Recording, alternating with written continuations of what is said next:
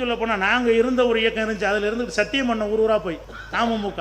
உங்கள் ஊரில் எத்தனையோ கூட்டங்கள் அதுக்காக பேசியிருக்கிறோம். என்ன பேசணும்? நாங்கள் ஒரு காலத்திலும் தேர்தலில் போட்டியிட மாட்டோம், எங்களுக்கு ஓட்டு கேட்க மாட்டோம், இப்படி எல்லாம் சத்தியம் பண்ணிவிட்டு இப்போ என்னவாச்சு, எங்களுக்கு சீட்டு எவ்வளவு தரேன்னு கேட்டு இந்த கும்புற கொடுத்து அவனும் சேர்ந்து விட்டான். அப்போ இந்த அரசியல் சாக்கடையில் இறங்கின எல்லாருமே இஸ்லாத்தை விட்டு போகிறார்கள். அதுக்கு உடந்தையா இருக்கிறவர்கள் நீங்களும் அதுக்கு சப்போர்ட்டா இருக்கிறீங்க. என்னடா உங்க பேரை சொல்லி கட்சி நடத்துறான், இவ்வளவு பெரிய சிற்கான காரியத்தை செய்யறான், அது உனக்கு உறுத்தவே இல்லைன்னு சொன்னா அதுக்கப்புறம் ஏற்றுக்கொள்வாய் என்று சொன்னால் அல்லாட்ட உன்னுடைய பதில் என்ன? இதுக்கு அல்லாட்ட போய் என்ன பதில் சொல்லுவாய்? எல்லாம் கேட்க மாட்டான். இதெல்லாம் சமுதாயத்தின் பேரால் கட்சி நடத்துறான், சமுதாயத்தின் பேரால் இயக்கம் நடத்துகிறான், அப்படி அட்ஜஸ்ட் பண்றான். எந்த அளவுக்கு அட்ஜஸ்ட் பண்றான்?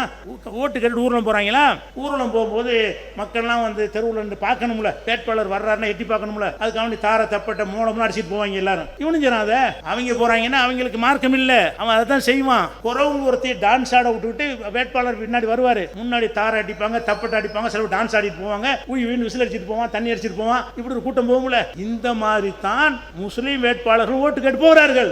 இது எங்க இருந்து கத்துக்கிட்டீங்க? நீ சரியான நீ முஸ்லீம் வந்து ஆசைப்படுறீல, தேர்தலுக்கு ஆசைப்படுறீல, இதெல்லாம் செய்யாம நான் உள்ளதை சொல்லி நான் முஸ்லீம் தாங்க, நான் நேர்மையா நடப்பேன், எனக்கு ஓட்டு போடுங்க கேளு, அப்படி கேட்க உனக்கு திராணியில் நீ கத்து கொடுவங்களுக்கு.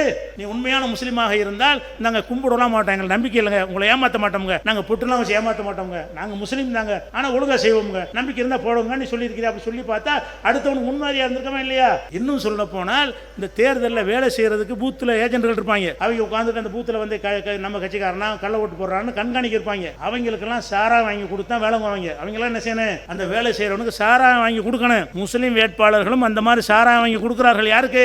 கட்சிக்கு வேலை செய்யறவனுக்காக வேண்டி, தேர்தல் வேலை செய்யறவனுக்காக வேண்டி சாராயத்தை வாங்கி ஊத்தி வேலை வாங்குறார்கள். இதான் இஸ்லாமா? அப்ப எல்லாத்திலும் அட்ஜஸ்ட் பண்றீங்க. என்ன பண்றீங்கன்னா நம்முடைய உயர்ந்த ஒரு கொள்கையை வைத்துக் கொண்டு நம்ம பக்கம் அவனை ஈர்ப்பதற்கு பதிலாக நீங்கள் அதில் போய் விழுந்துகிட்டே இருக்கிறீங்க. எல்லாத்திலையும் சரி, ஒன்னு ரெண்டு கிடையாது, எல்லாத்திலையும் சரி கொண்டிருக்கிறீர்கள். அப்ப அந்த மாதிரியான ஒரு அடிப்படையெல்லாம் பார்க்கிறோம்.